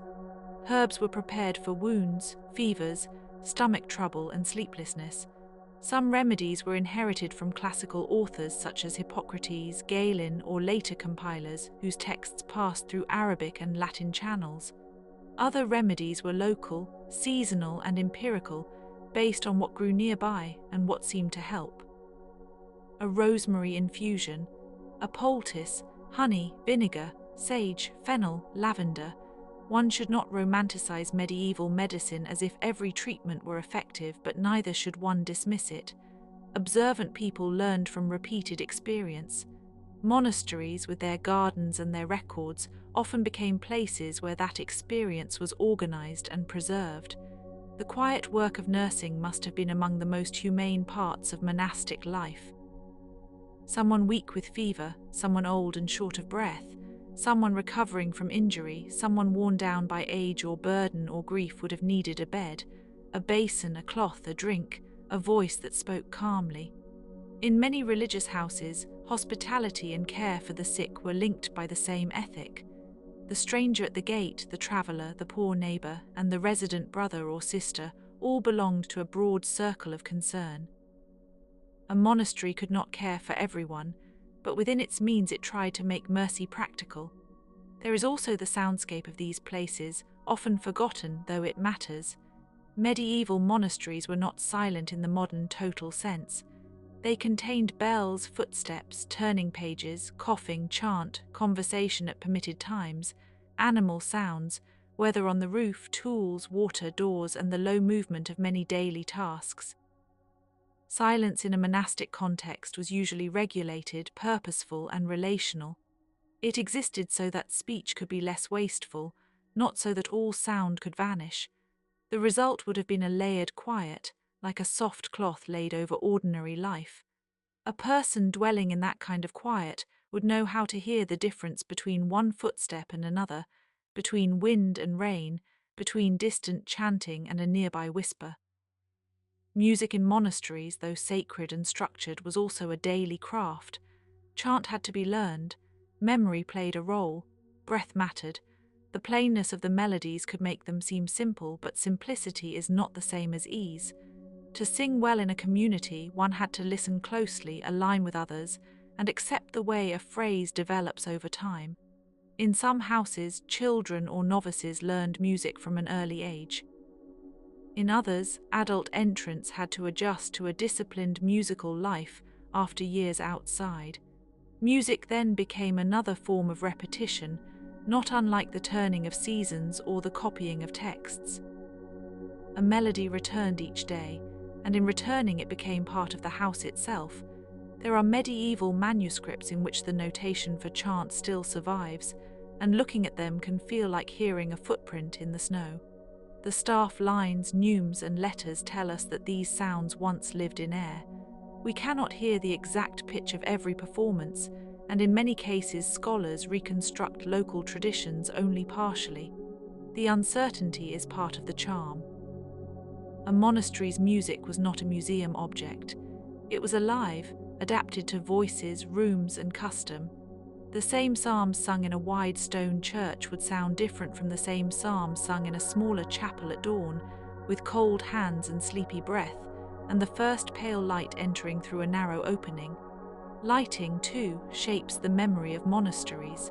Before electricity, the duration of a day inside a house was deeply tied to the quality of flame. Candles, oil lamps, and rushlights were not trivial things. They were practical necessities and symbolic presences. Wax, in particular, was valuable. Bees produced it only through labor, and communities that managed beehives understood the slow alchemy by which flour becomes honey, becomes wax, becomes light. The candle on the altar, the lamp in the chapter house, the light used by a scribe at night, all of these depended on long ecological chains. Even the serenity of a manuscript was linked to bees, fields, flowers, and careful management of supplies. The monastery appears still and enclosed, yet it rests upon a web of worldly dependencies. A medieval cloister garden in spring might have held more than herbs. In some places there were roses, lilies, irises, peonies, violets, and small trees. Certain plants carried symbolic meanings, but they were also simply beautiful or useful. A rose could be a devotion and a perfume. A lily could mark purity and bright color. Violets could grow low and modest near walls. The choice of plants was not always as strictly symbolic as later imagination suggests. Often the practical and the poetic coexisted without conflict. The same plant could heal, feed bees, sweeten air, and remind a viewer of a sermon image. Medieval people were comfortable living in layered meanings. So much of this world was seasonal that time itself may have felt like a circle inside a circle. The hours of prayer repeated each day. The weeks traced feasts and fasts. The year moved through planting, harvest, winter, and spring. Saints' days returned, each with its own memory and expectation. Lent thinned the table and the appetite. Easter restored brightness. Harvest brought labor and gratitude. Advent lengthened anticipation. Monastic life, especially where the rule was observed with attention, aligned the body to these recurring rhythms. Such rhythm can be soothing even to imagine. It offers a shape to days that might otherwise blur. Still, the medieval monastery was never free from difficulty. Financial stress could loom quietly, then suddenly. A bad harvest might threaten food stores. A flood could damage fields or buildings. A fire could destroy a roof or a library in a single terrible night. Political conflict might bring soldiers, taxation, confiscation, or abandonment. Reform could be welcomed by some and resisted by others. In later centuries, some monastic houses faced dissolution or suppression, and the orderly life they had sustained was broken apart with astonishing speed. Bells fell silent, land was redistributed, reliquaries were moved or lost, roofs began to fail, graffiti and weather took over. What had once been a living rhythm became a ruin, and yet even that ruin continued to teach. There is a particular dignity in ruins that have been allowed to rest. They do not need to be made grander than they were. A broken arch, a fragment of column, a patch of tiled floor, a line of foundation stones in grass, a carved capital worn smooth by time, these are enough. They suggest rather than declare. They invite a visitor to slow down, to notice how the light falls through an opening that was once a window, to imagine a roof no longer there, to think of the people who passed beneath it with bowls, books, tools, and folded hands. The absence becomes its own form of presence. Monastic ruins also remind us that medieval people were not so distant from us as modern life can make them seem. They also knew waiting. They also knew repetition. They also had ordinary aches and work and weather and small interruptions. A parchment might smear. A goose might wander into a yard. A pair of shoes might need mending. A novice might struggle with sleep. A senior monk might have a favorite doorway from which to watch the clouds. A nun might know exactly which bench by the window caught the afternoon light. These unrecorded details are not trivial. They are the fabric of lived history. And if there is one quiet fact that perhaps best captures the spirit of medieval monasteries, it is that they were places where time was made visible through attention. The copied page records a moment of focus. The repaired wall records maintenance. The garden bed records seasonal care. The worn step records countless passages. The prayer book records a community's shared voice over years. The meal records the day's work. The bell records the hour. The monastery is a machine for remembering without drama, a place where the ordinary becomes durable because it has been touched with intention. One could think, too, of the many anonymous people who never entered the formal history of such houses but made them possible. The masons who set the stones, the carpenters who shaped rafters, the glassmakers, the glaziers, the smiths, the mule drivers, the shepherds, the washerwomen, the lay brothers and sisters, the tenants, the cooks, the gardeners, the porters, the children who carried messages or helped in kitchens, the donors whose names may survive only in a charter, the villagers who attended feast days or sought medicine or shelter. A monastery story is never only the story of vowed religious people. It is the story of a whole surrounding human ecology. Sometimes the oldest monasteries were founded near routes of travel precisely because they offered rest and order to those on the move. Roads in the medieval world could be uncertain. Whether mud, banditry, broken bridges, and distance all made journeys tiring, a monastery offering a simple bed and a meal was doing more than performing charity. It was creating a node of stability in a world of intervals. Travelers carried news from afar, pilgrims carried devotion, merchants carried goods, scholars carried books, refugees sometimes carried only the clothes they wore. The monastery met them with varying degrees of abundance, but often with the same underlying gesture: pause here, breathe, be received for a while. This gentle hospitality has a stillness to it that feels almost timeless. One imagines the gate, the bell, the porter, the guest room, the basin, the bread, the cup. Nothing needs to be hurried. The visitor is not transformed instantly. The journey is merely interrupted and made more human. In a world where rest was never guaranteed, a place of regulated welcome must have seemed almost miraculous. The same is true of libraries, which are often quieter than any cloister path but no less alive. A monastic library could be compact or substantial, and the arrangement of books mattered. Some were chained, some were kept in chests, some were carried to a reading desk, some were copied into new volumes when old forms wore out. Marginal notes can reveal the tastes and concerns of individual readers. A missing page may tell of repair. A stain may suggest use in a damp room or near candle flame. A compressed abbreviation may reveal the habits of a learned culture that expected its readers to know a great deal already. To move through a monastic library in imagination is to move through a chamber of time stacked layer upon layer. And perhaps that is where the most restful curiosity lies, in the knowledge that history is not finished, but also not demanding. The monastery, like the ancient world more broadly, keeps its secrets without hostility. It offers enough to think with and leaves enough unsaid to preserve wonder. We know about rules, buildings, crops, books, chants, meals, prayers, reforms, and dissolutions. We do not know every conversation, every private grief, every moment of doubt or delight, every joke told under the breath, every turning of the season as it was felt by one particular person on one particular day. These gaps are not failures of history. They are the spaces through which imagination moves softly, carefully, without disturbing what cannot be recovered. So let the imagined Abbey become stiller now. Let the crozier, the reading desk, the mortar, the ink horn, the herb basket, the key, the psalter, the loaf, the candle, and the folded cloak all rest where they are. Let the old walls hold their coolness. Let the echo in the chapel fade. Let the garden keep its sleep. Let the river move beyond the grounds with its ancient patience. Let the moon rise over fields that once supplied grain and wool and hay. Let distant bells belong to memory only. Let the whole structure of monastic life, with its labor and devotion, its books and bread, its discipline and tenderness, gently dim in the mind like a lamp covered before dawn.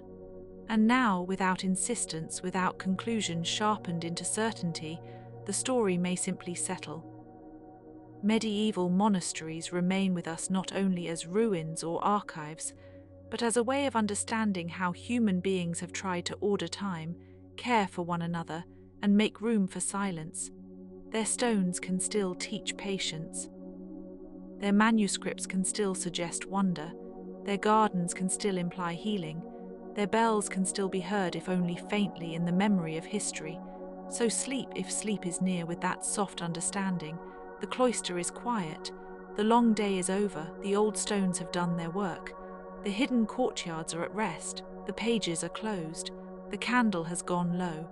And in the deep and gentle night all that remains is calm and the lingering grace of things carefully kept.